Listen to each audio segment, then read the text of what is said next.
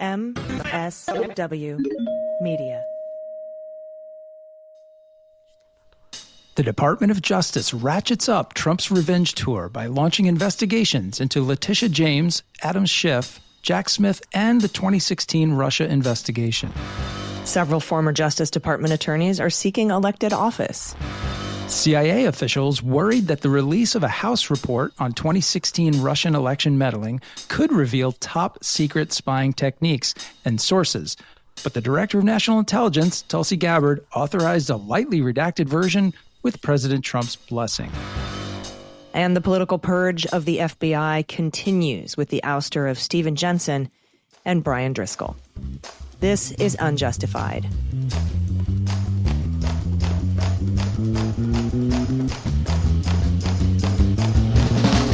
Hey, everybody. Welcome to episode 29 of Unjustified. It is Sunday, August 10th, 2025. I'm Allison Gill.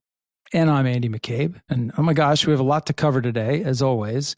But we're also happy to announce that on next week's episode, we're going to be talking with ousted member of the Merit Systems Protection Board, Kathy Harris, about her lawsuit against the Trump administration for wrongful termination, and more broadly about the impact of the Trump administration's dismantling of the federal government.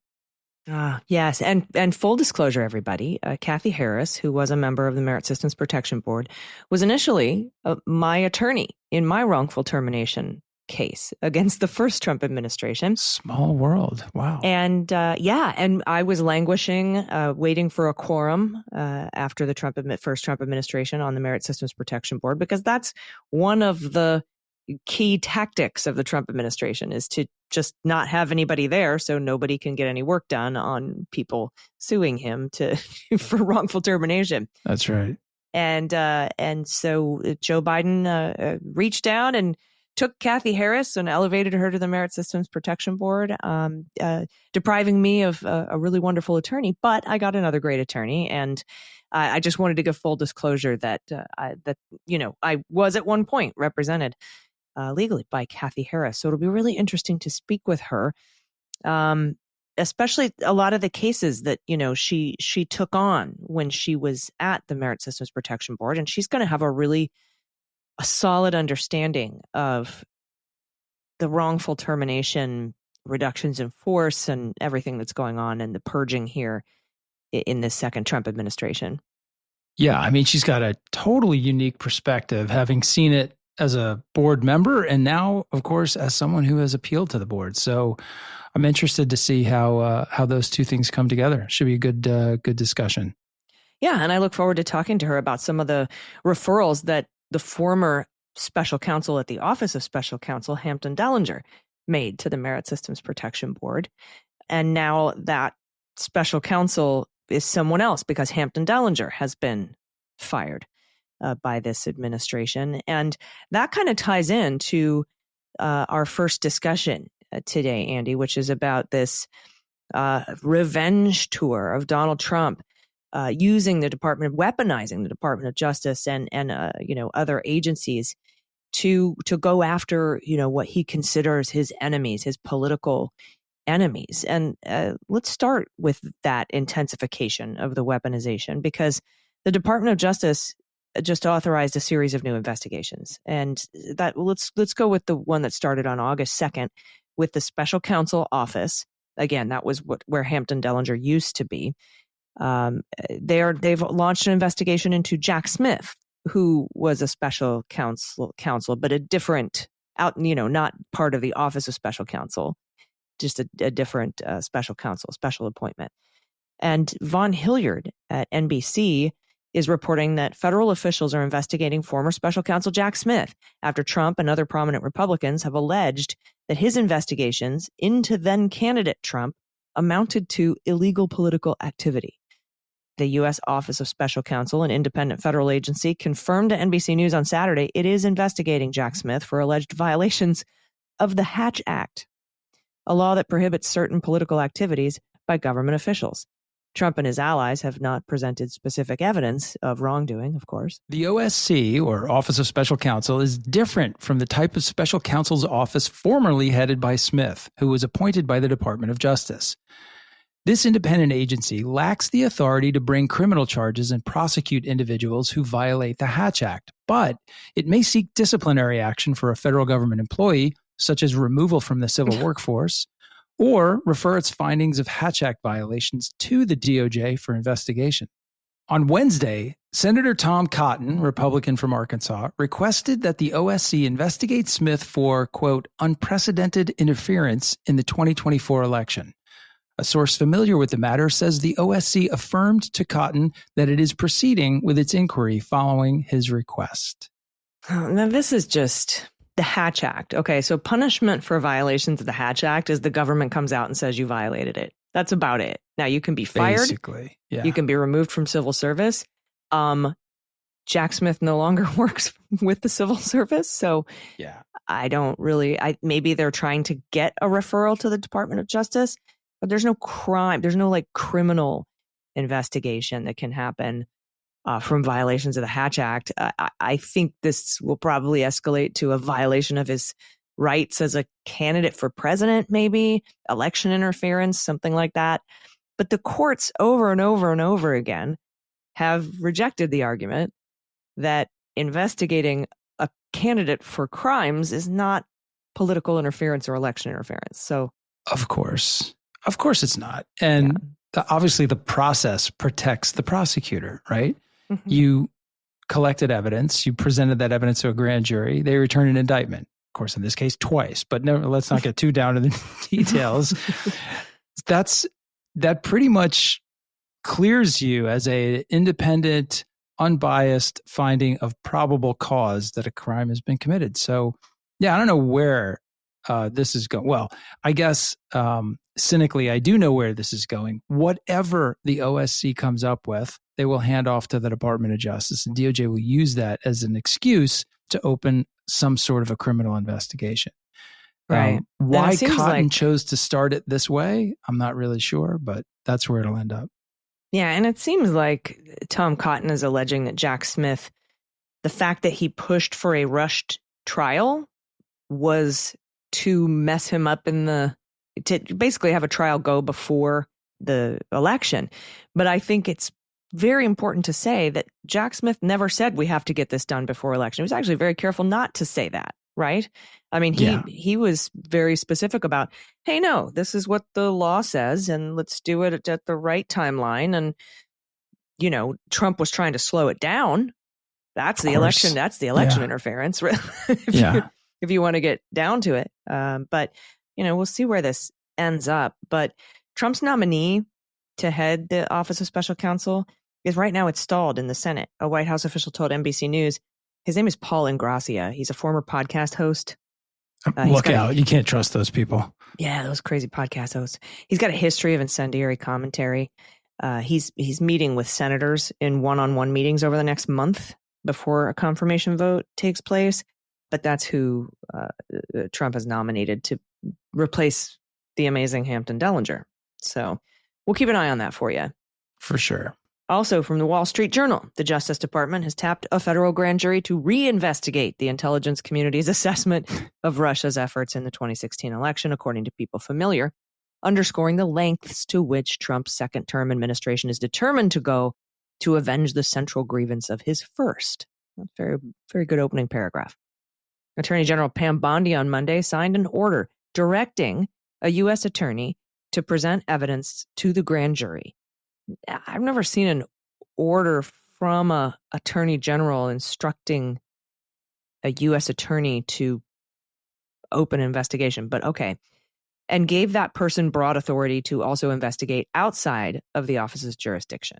So the official declined to say which federal prosecutor Bondi was tapping, but said one grand jury investigation has been opened in D.C., which would be Jeanine Pirro. So no targets have been named in the probe, which, as an aside, I'm taking as a good sign. But nevertheless, the grand jury is expected to hear testimony from witnesses in the coming weeks. The Justice Department spokesman didn't return calls seeking comment. The development is the most serious escalation in recent weeks in Trump's longtime effort to portray the 2016 investigation as a criminal plot by Democrats to undermine his presidency. Investigators, intelligence officials, and lawmakers ultimately concluded that Russia interfered in the 2016 election to benefit Trump over Hillary Clinton. Can I go through that one more time? Yeah, go Investigators, intelligence officials, and lawmakers, Republicans on the Senate Intelligence Committee, including Marco Rubio, ultimately concluded that Russia interfered in the 2016 election to benefit Trump over Hillary Clinton. Special counsel Robert Mueller didn't establish that anyone affiliated with the Trump campaign knowingly conspired with Russia's efforts. Yes, conspired is the key term there. Legal term of art, not colluded. There was a ton of collusion. There's colluding all over the place. They've all been colluded upon. Their booties off, the booty colluders. Now, another special counsel and the Justice Department's Inspector General later we're talking about John Durham now, yep, and Mike Horowitz, spent years examining those investigations and faulted the FBI in particular for a couple of errors on its approach, but did not prove any criminal scheme to undermine Trump. And they were trying really hard. Bill Barr was flying around the world trying to get dirt on the Mueller investigation. They were indicting people that ultimately all got acquitted. Yeah. I mean, it was a whole thing. Except for the one dude that pled guilty, right? Klein Smith. Who Horowitz found for him. Yeah. I mean, Durham didn't even find that case, but whatever. Now, the recent developments originate with Trump's intelligence director, Tulsi Gabbard. And we talked about this. We'll talk about this later in the show, too, because on July 23rd, she said she had new information. She didn't, indicating that then President Barack Obama and his national security team directed the creation of an intelligence assessment that they knew was false. That didn't happen. No. To undermine Trump's win. No. And accused the former president of treason. Also no. She referred the matter to the DOJ for potential criminal prosecution. The disclosures come as the Trump administration has faced intense bipartisan criticism over its refusal to provide more information about the FBI investigation into convicted sex offender, your friend and mine, Jeffrey Epstein.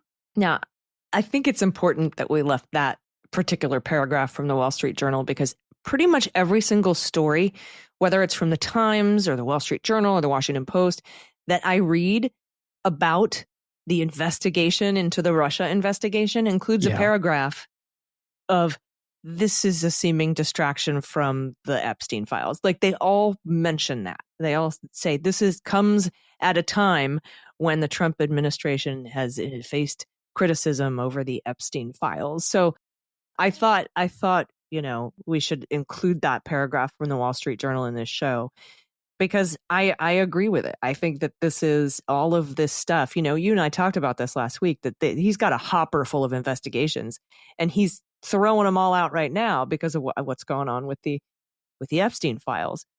And I think he's going to, at some point, I think he's like front loading his 4-year revenge tour in order to push back against the headlines that are consistently about the Epstein files.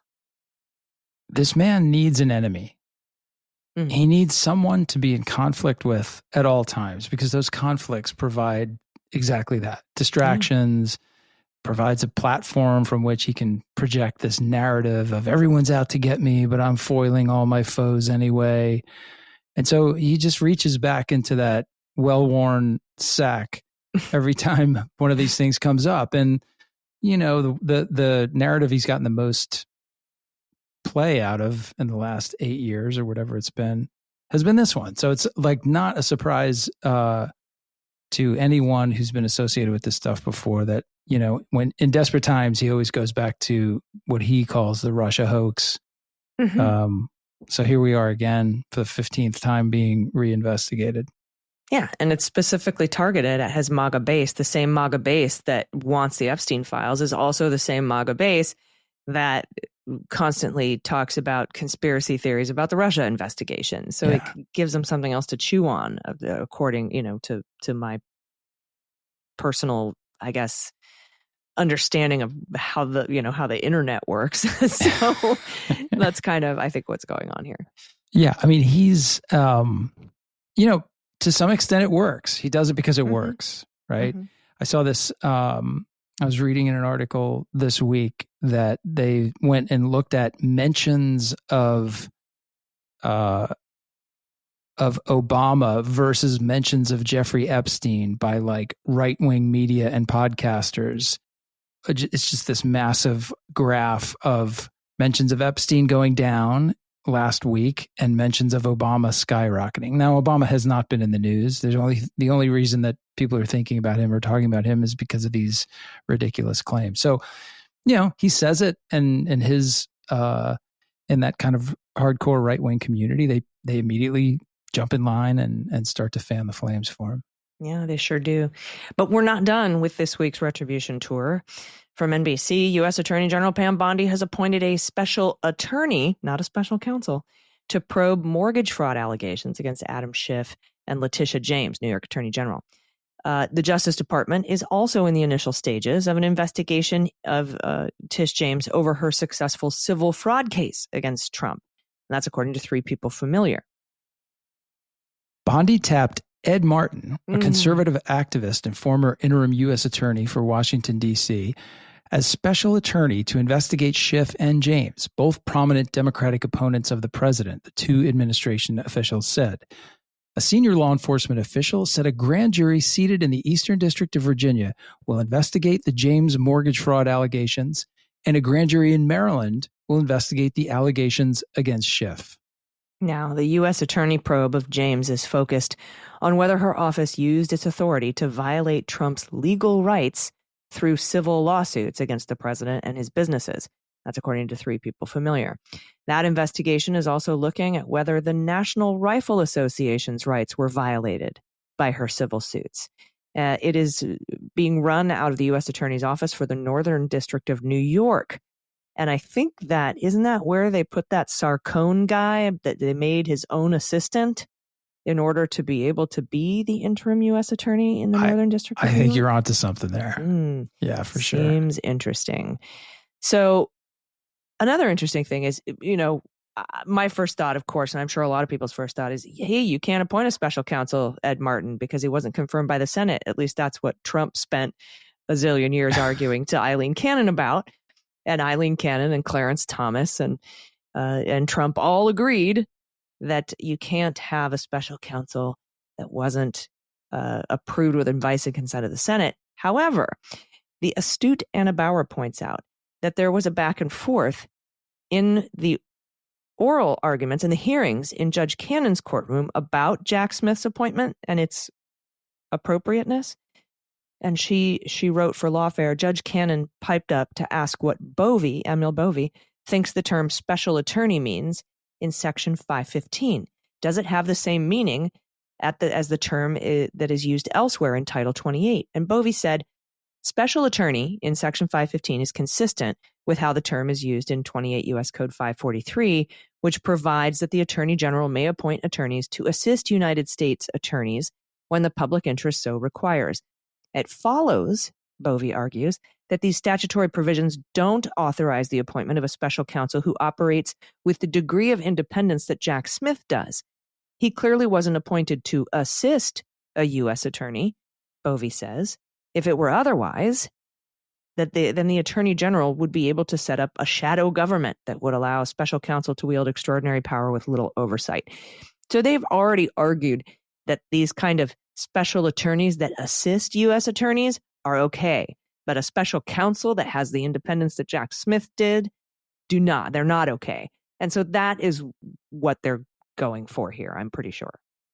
Yeah, I'm sure we'll be hearing that argument repeated in a courtroom near you soon, but it's just so obvious. The whole thing is so ridiculous. Special attorneys are not permitted when they are Jack Smith investigating Donald Trump, but they are okay when they're anybody else investigating someone from the Russia investigation in 2016. Okay, got it. Let me write that down.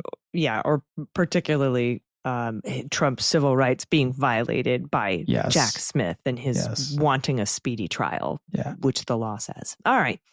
So lots of retribution and revenge going on, even though They have sworn up and down that they are against weaponization of the Justice Department. This is what we're seeing across the, not just the Justice Department, but Office of Special Counsel and everywhere else. So we'll keep an eye on all of this for you. And after this break, we're going to talk about the ongoing problem of the credibility of the Department of Justice in the eyes of the judiciary. It's been an ongoing problem. We've been talking about it for a while. And there's a new piece out in the New York Times about it. And we want to discuss that after this quick break. So stick around. We'll be right back. Wireless service should be dependable and budget-friendly, and Mint Mobile understands that, and they've built their plans around exactly those principles. So if you're spending the summer traveling, hosting, or just managing your everyday routine doing adulting, Mint Mobile makes staying connected easy and affordable. Mint Mobile offers high-speed data with unlimited talk and text, all on the nation's largest 5G network, which means excellent coverage without the bloated costs or confusing contracts. So please join me in thanking Mint Mobile for sponsoring Unjustified. You can get this new customer offer and your 3-month unlimited wireless plan for just $15 a month at mintmobile.com/unjust. There is no reason to keep overpaying for wireless. Mint Mobile offers high-speed data, unlimited talk and text, top-tier coverage, and you don't need a new phone. You get to keep your numbers and your contacts. It's refreshingly simple to switch on. The best part, right now, you get 3 months of unlimited service for just $15 a month. That's real savings without giving up performance. So if your wireless bill's been out of control, Mint Mobile is your way out. One of our show producers signed up with an old Android phone he had lying around, and within days, he had a new second number set up and running, thanks to Mint's quick SIM delivery and simple instructions. For $15 a month, he says he's never had more budget-friendly fun, and even the quality is better than his last provider, so he's glad he made the switch. So this year, skip breaking a sweat and skip breaking the bank. Get this new customer offer and your 3-month unlimited wireless plan for just $15 a month at mintmobile.com/unjust. That's mintmobile.com/unjust. Upfront payment of $45 required, equivalent to $15 a month. Limited new time customer offer for 3 months only. Speeds may slow above 35 gigabytes on unlimited plan. Taxes and fees extra. See Mint Mobile for details. Hey, everybody. Welcome back. All right, we're going to shift gears. We're going to talk about the ongoing problem of Department of Justice lawyers' credibility with the courts.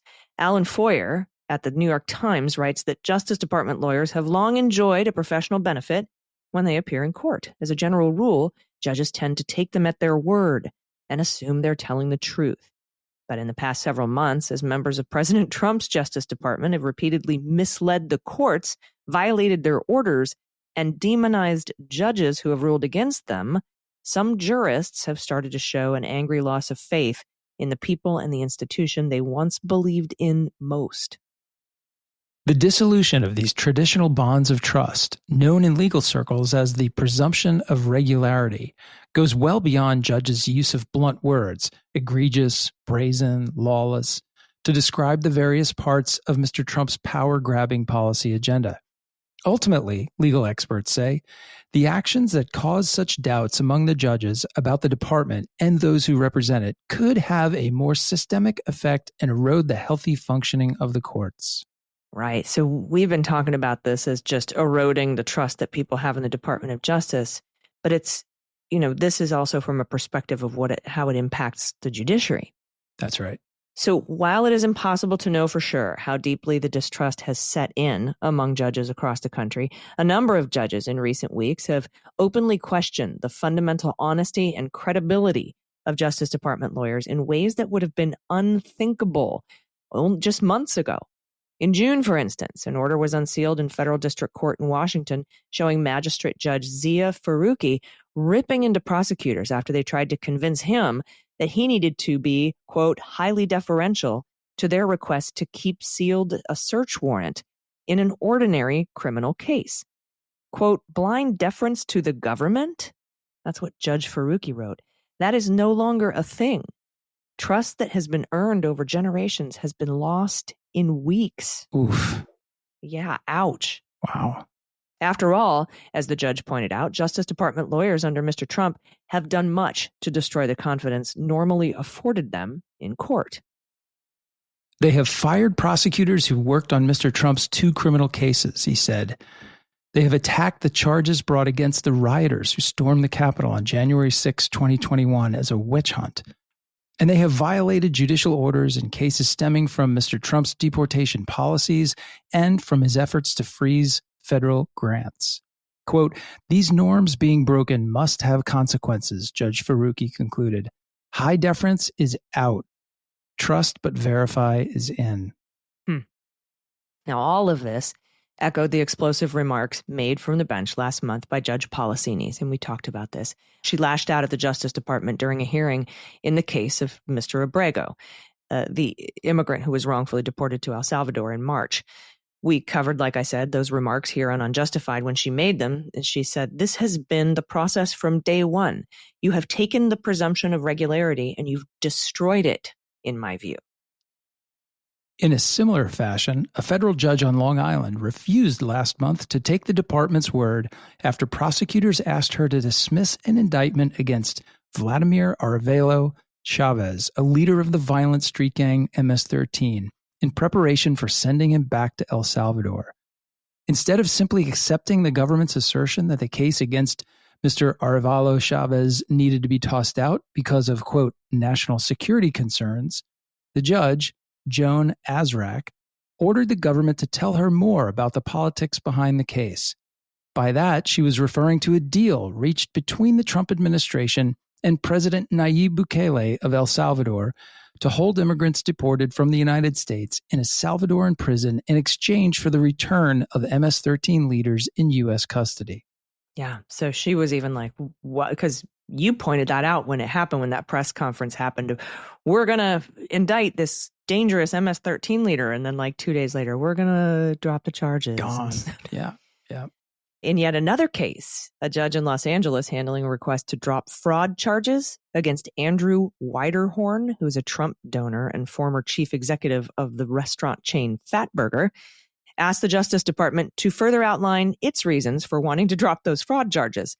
Late last week, the judge, R. Gary Klausner, said in an order that judges should, quote, grant considerable deference to prosecutors seeking to dismiss charges, but still insisted on an explanation for the dismissal by Friday. Barbara McQuaid, a former U.S. attorney in Detroit who teaches at the University of Michigan Law School, said that if judges continued to lose faith in the Justice Department, its lawyers would have to spend enormous time and energy backing up what are now considered to be routine courtroom assertions with witnesses or written submissions. Quote, "If government lawyers have to prove up every statement they make at every level in every case every time they go to court, it would grind the justice system to a halt," she said. Sounds like a feature and not a bug for this administration. Judges are not the only players in the legal system who have shown a measure of distrust in the Justice Department. Allison Gill and Andrew McCabe of the Unjustified podcast. No, I'm just kidding. In an almost unheard of move, federal grand juries in Los Angeles have been refusing to indict many defendants whom prosecutors have sought to charge in connection with immigration protests. We talked about that here on this show too. That situation underscored how the courts can work successfully only if people outside of government, jurors and witnesses, for instance, believe that the Justice Department is acting honestly. That's what Daniel C. Richmond said. He's a law professor at Columbia who recently wrote in the New York Times about the credibility crisis that the Department of Justice is facing. Quote, "When the government loses credibility, you see it clearly in the reactions of other players in the legal system. That's the road we're on for now, unless something changes soon."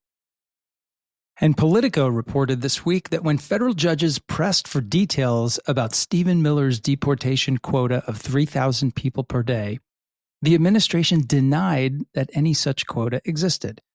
The contradiction came in a lawsuit that alleged the intense pressure to rack up arrests had led ICE to conduct illegal sweeps in Los Angeles. It's not the only case that has featured the 3,000 arrests per day target as a crucial piece of evidence that the administration's single-minded drive to rack up arrests may have prompted immigration authorities to cut corners or break the law. Washington-based Judge Gia Cobb, a Biden appointee, cited the figure when she ruled Friday that the administration's dramatic expansion of, quote, expedited deportation proceedings violated the law. And Judge Trina Thompson, a Biden appointee in San Francisco, pointed to the purported goal Thursday when she blocked the administration's bid to end temporary protected status for tens of thousands of Nicaraguan, Honduran, and Nepali immigrants. But on Wednesday, the Justice Department said no such orders had ever been given. Oh, So it's another instance of what they tell the public versus what they tell the court. Now, this discrepancy is the latest example of the gulf between what the White House advisors say in public and what the Justice Department says in court. Good job, Politico. Yeah. In this instance, the chasm may be undermining the DOJ's already strained credibility with judges. So it's continuing, and it's getting worse. I'm not sure how much worse it could get. But I thought that was a really interesting and astute observation, that it doesn't just impact the credibility of the Department of Justice, but it impacts the judiciary and kind of peripheral people with sort of jobs or that touch the judiciary, like a grand jury, like what we see in Los Angeles happening. Like, no, we just don't trust anything that you say anymore, because the concept of regularity has been destroyed, as Judge Sinas has said, and as well as a couple other judges that we just cited, or that the Times, I should say, just cited in that story that we read. So I think that's, because we were we were discussing last week or the week before, I can't remember, they're all kind of mushing together, about the federal grand jury in Los Angeles, and how you were saying, well, there's such a thing as jury nullification. That Angelenos don't like what's going on in their neighborhoods, but also this reservoir of trust that we've always had in the Department of Justice and prosecutions is so gone now, that people sitting in a grand jury room, and that's why I'm interested to see what happens in all of the cases that we brought up in the A block when they get to a federal grand jury, how they turn out, right? Because if the grand juries no longer trust the Department of Justice, then that speaks to how many criminal cases can be brought. And what if you're talking about an actual criminal case, not some rogue political BS, right? Where someone has actually had something wrong done, and the grand jury's like, yeah, but this Department of Justice, I don't trust them. That could negatively impact the actual victims of actual crimes, you would think. Yeah, no question. I mean, this is a house that was built over, more than a century of thousands of attorneys going into hundreds upon hundreds of courtrooms around the country every single day and conducting themselves, scrupulously focused on things like accuracy, honesty, explaining to the court, revealing to the court what you actually know about a situation, giving Candor. The right answer, a candid answer, even when it doesn't help your case. And it's in those thousands of ways, and all those courts and all those cases and all those hearings, that builds that trust that you're talking about over years and years and years. But it can be obliterated in the blink of an eye. And the more these notorious examples of falsifications, of attorneys avoiding answering the question because they know they'll get in trouble with their bosses back at the office if they tell the court the truth, conversations about we're going to have to just ignore court orders when they don't go our way, that has an absolutely quantifiable, deleterious effect on the administration of justice. And that's trust that's not going to come back anytime soon. Yeah. As Judge Faruqi said, trust that has been earned over generations has been lost in weeks. Yeah, so, there you go.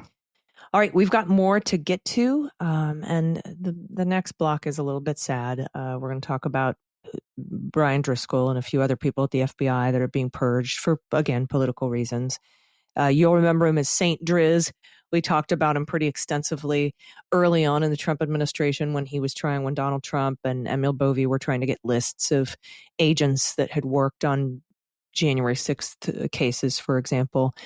And Brian Driscoll stood up for the FBI and for the agents, as you're supposed to, right? He didn't just walk away from the responsibility like Christopher Wray did in December before the inauguration. But we're gonna talk about that because they have now he and others in the FBI have been purged by Kash Patel. So we're going to talk about that after the break. Stick around. We'll be right back.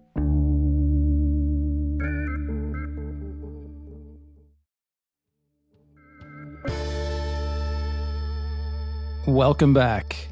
Okay, in keeping with this week's theme of the house is burning to the ground, the political purge at the FBI continues. The New York Times reports this week that the FBI is forcing out senior agents, including the former acting head of the Bureau and another top official whose ascent angered Trump supporters.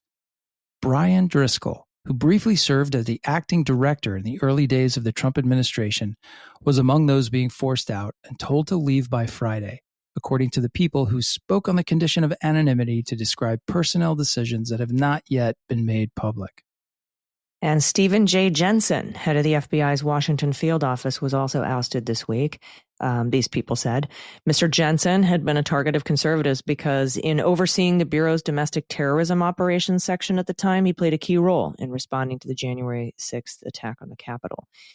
Mr. Driscoll, a charismatic FBI veteran with great hair and extensive experience, had extensive experience in domestic and international investigations, became an unlikely champion, an unlikely hero of the Bureau after being accidentally catapulted. Remember, it was an administrative error that he was even made acting director through an administrative foul-up to the director's chair on Inauguration Day.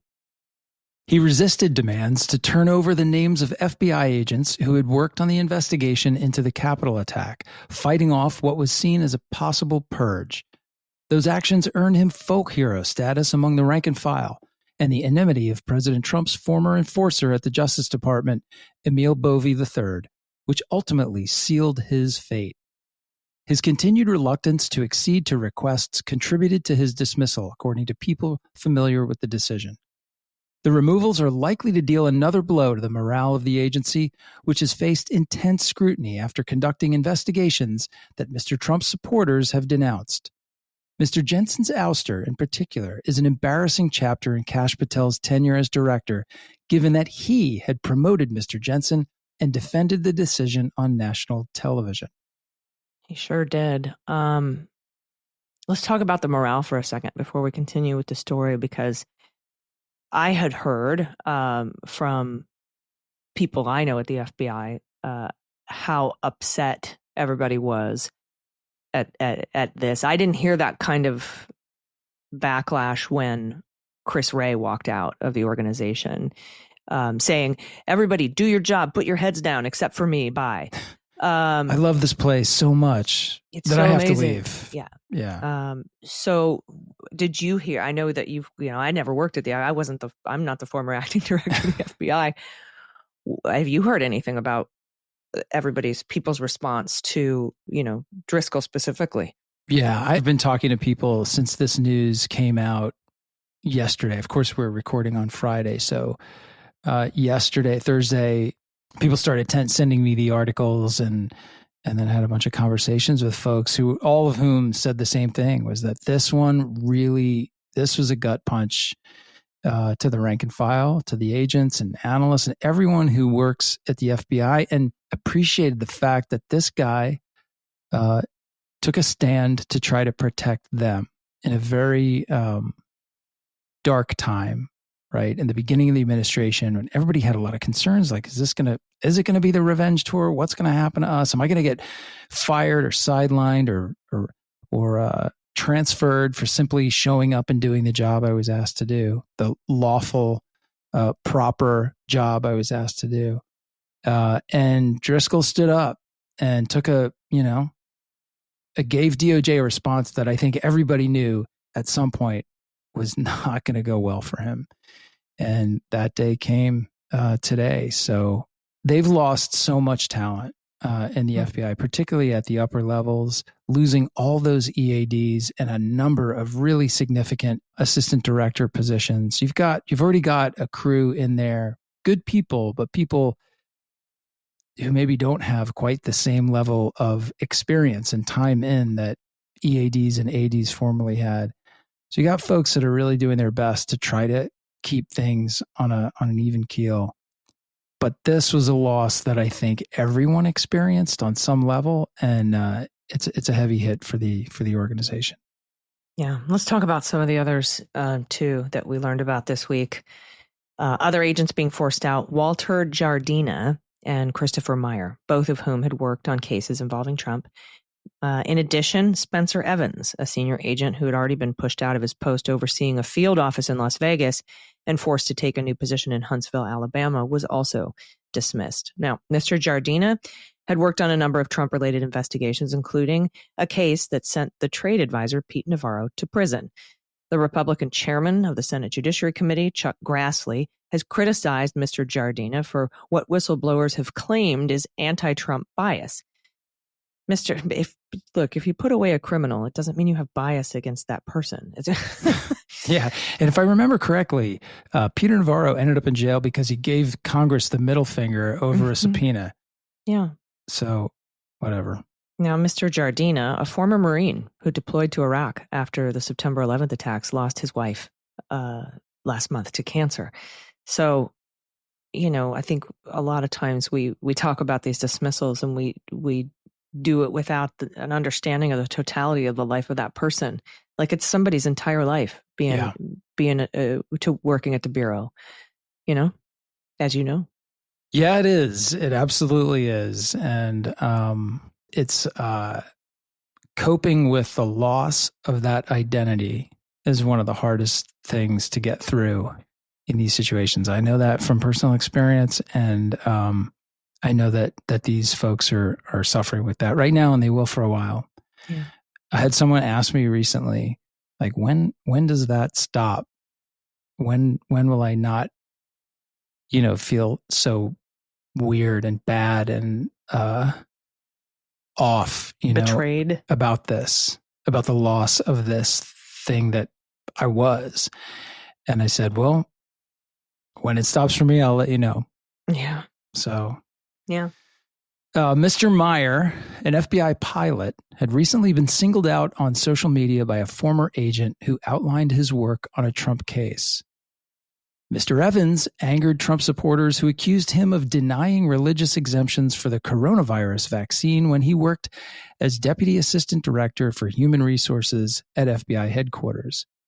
In a message informing his colleagues of his departure, Mr. Driscoll acknowledged that he had received little explanation. Quote, "Last night, I was informed that tomorrow will be my last day in the FBI," the message read. "I understand that you may have a lot of questions regarding why, for which I currently have no answers. No cause has been articulated at this time." So that was Driscoll's email.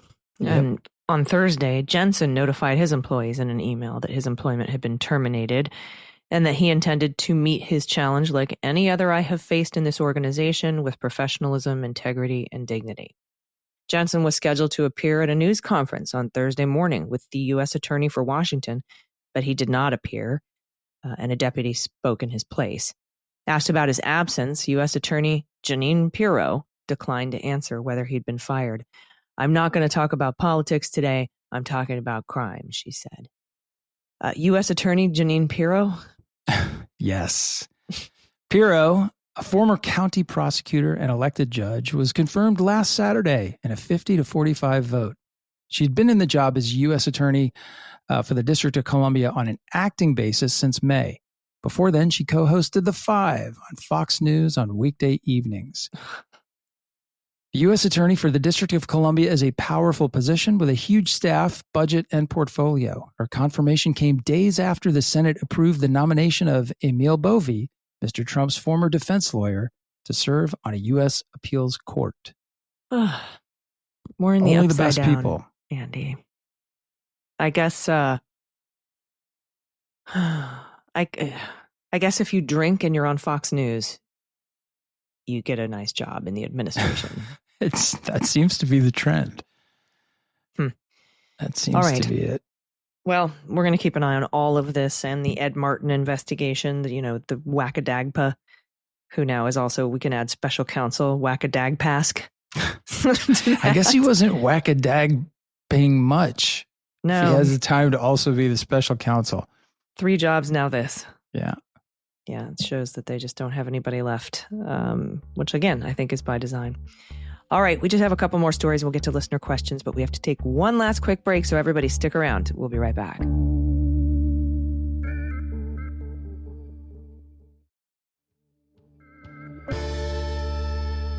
All right, everybody, welcome back. Like I said, just a couple more stories before we get to listener questions. And if you have a listener question, there's a link in the show notes that you can click on that will take you to a form where you can submit your questions to us. Now, this first story comes from the Post.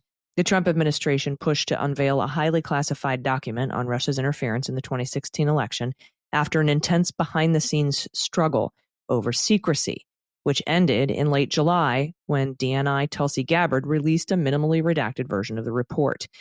Now, this is going back to what we were speaking to a little bit earlier.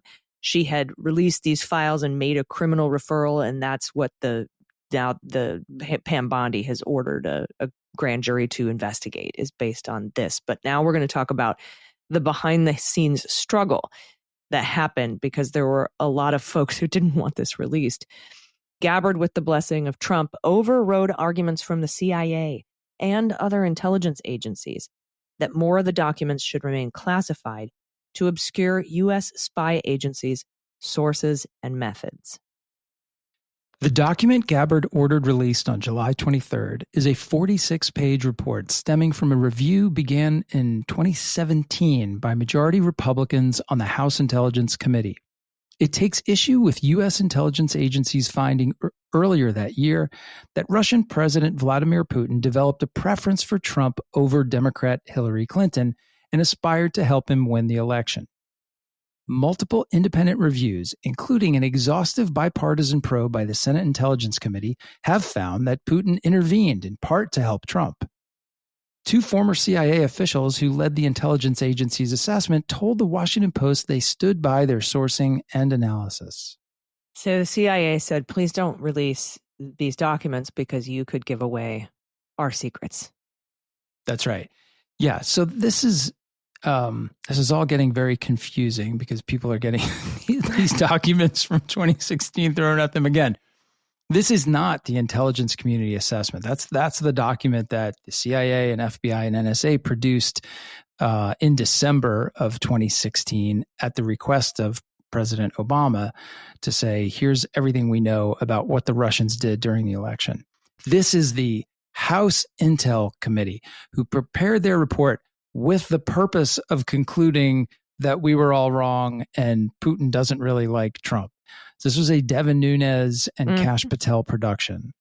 The problem is because it was not written by, the professionals at the CIA, they referred to the sources, to CIA sources and information in ways that didn't adequately protect those sources.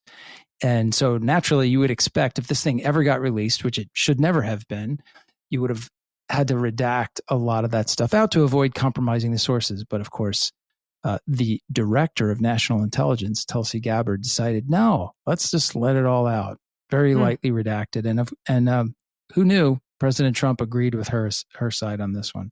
Yeah, right. Well, I mean, we know who Tulsi Gabbard likes to hang out with and which world leaders she admires. So. And honestly, does President Trump care at all about the CIA sources or intelligence generally, or the CIA for that matter? No. And neither does Tulsi Gabbard. What she cares about is President Trump's approval, which has been kind of thin for her in the last couple of months. So anything she can do to work herself back into the lowest ever, actually, except for one other president, and that was actually Donald Trump in the first term. Yeah. Yeah. Well, there you go. I'm not surprised at all, and I've always been very worried about what kind of spycraft and sources and methods Tulsi Gabbard would let slip, and here we are. Yep. So let's go on to some brighter news. This is from CBS. Ryan Crosswell's campaign for a U.S. House seat features the hallmarks of many traditional political operations. His website shows him in shirt sleeves talking about his military service and growing up in a coal mining town. His campaign video features images of nearby Pennsylvania community of Pottsville, festooned in red, white, and blue bunting. His campaign advisors circulate copies of a political advocacy group endorsement. Crosswell talks about knocking on doors and meeting voters, one of whom, Crosswell said, is struggling and may need to sell her house. But unlike many congressional candidates, Crosswell has no campaign experience and has never worked in politics. He's just one of several former Justice Department attorneys and officials seeking public office after resigning from an agency they say has been contaminated by politics. Among the wave of resignations and firings of Justice Department prosecutors, administrators, and career staffers who've resigned or been fired in the first 6 months of President Trump's second term, some want to resume public service, and now they're exploring different avenues to achieve that. Crosswell's race is also uniquely important. He's running for the Democratic nomination in one of the most competitive and high-impact House races in the country, Pennsylvania's 7th District, which flipped from Democrat to Republican in 2024.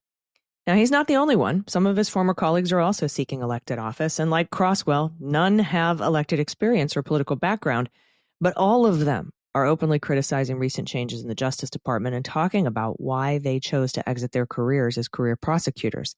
Erica Evans quit her Justice Department position in March, leaving what she said was her dream job, and she's now seeking the Democratic nomination for the office of city attorney in Seattle. She's the granddaughter of civil rights figure Lee Evans, who was among the 1968 Olympians who raised their fist in the air during a medal presentation. Evans told CBS News the Trump administration's dismantling of the Justice Department's Civil Rights Division was among her motives for leaving the department. The Seattle primaries are Tuesday, and if Evans wins enough votes, she would proceed to the general election in November. Hital Doshi rose through the ranks of the Justice Department over more than a decade of service, including as the Deputy Assistant Attorney General for the Antitrust Division. She left in January when Mr. Trump was sworn in and is now seeking her first elected office as a candidate in next year's election for Colorado Attorney General. Yeah, and we have Victor Saldago. He decided on election night last year he would prepare to leave his job as an attorney in the Public Integrity Division, the PIN, of the Department of Justice. And he soon began pursuing the Democratic nomination for Lieutenant Governor of Virginia. And his campaign effort won just about 5% of the vote in the June primary, which was not enough to advance to the November general election. But he still did better than he had expected. So I just think it's fascinating that all of these former federal government employees, particularly from the Department of Justice, are now running for office. I think shaking the idea of public service, that's a hard habit to break. Yeah. I mean, you can't stop good people from trying to do good things. Right. And that's what you have here. Yeah, I agree. All right, it's time for some listener questions. Again, if you have a question, there's a link in the show notes. You can click on to submit a question to us. Andy, what do we have this week? So we got a lot of questions this week about Ghislaine Maxwell. That's not surprising. So I pulled out two. They're both kind of quick that I thought we could cover briefly here. First one from Mike. And Mike says, in your episode for August 3rd, you discussed the transfer of Maxwell to a minimum security facility in Texas.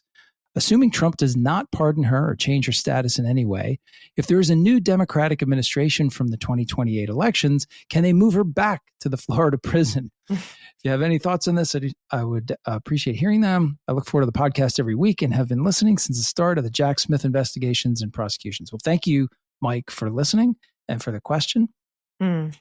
Yeah. I think I picked this one because it opens the door to this thing that I think most people don't understand, and that is the role of the prosecutors and therefore kind of, the government in deciding or impacting where prisoners are held in the federal system. The U.S. Attorney's Office and the Assistant U.S. Attorney who prosecutes the case, they don't decide where the person is housed. They participate in the pre-sentencing report, which assesses the dangerousness of the person, and that's factored in by the Bureau of Prisons in terms of what sort of facility that person needs to be in.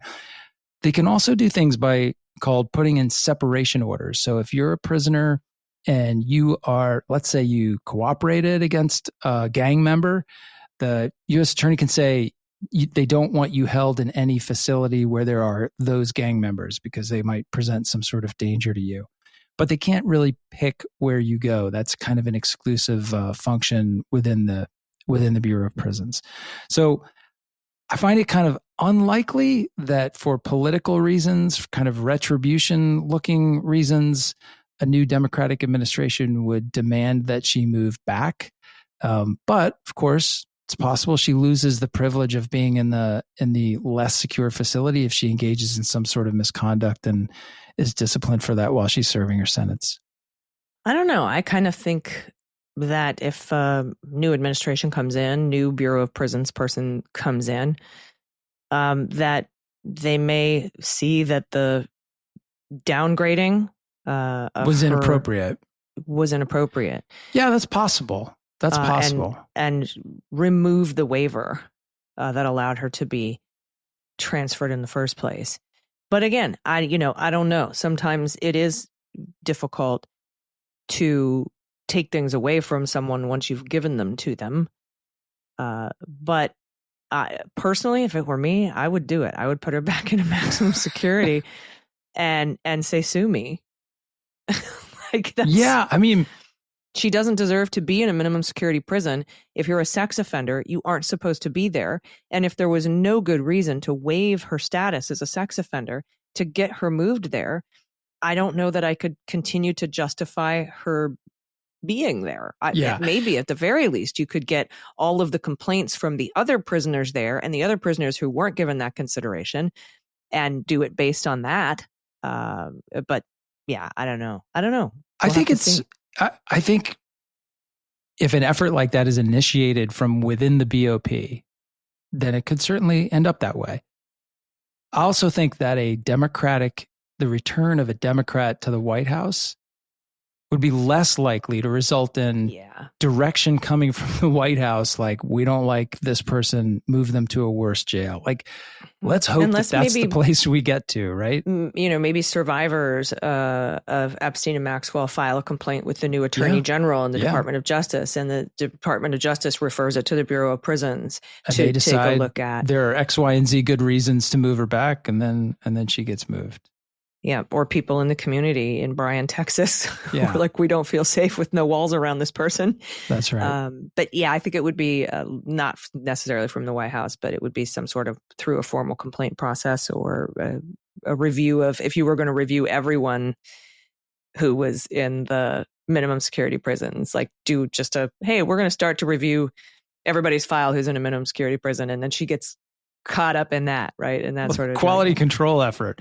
Do we have all these people in the right places or not? Let's take a look and you at may that. want to do that after you take over, from a previous administration, particularly this one. Hey, we want to look at all those prisoners that are in minimum security facilities. I think she's going to get a pardon, but which would erase everything. But that's just my speculation. Well, that's a good question, and it leads us into the next Maxwell-related question that we received. This one comes to us from Michelle, who identifies herself as Michelle, exhausted but still fighting. So thank you for continuing the fight, Michelle. She says, hi, do you think that the DAG specifically did not ask Maxwell about Donald Trump or any GOP operatives or donors and only asked about Democrats on that list so that he could claim that she did not accuse Republicans of anything and that they are innocent of any wrongdoing, but really the truth is they just never asked? Well, I think the reason they fired Maureen Comey and didn't have any FBI agents present was so that they could have a little pre-talk with Ghislaine before they hit the record button and say, here's what you're going to say, and here's what we're offering. And they had that kind of back. And this is just, again, total speculation.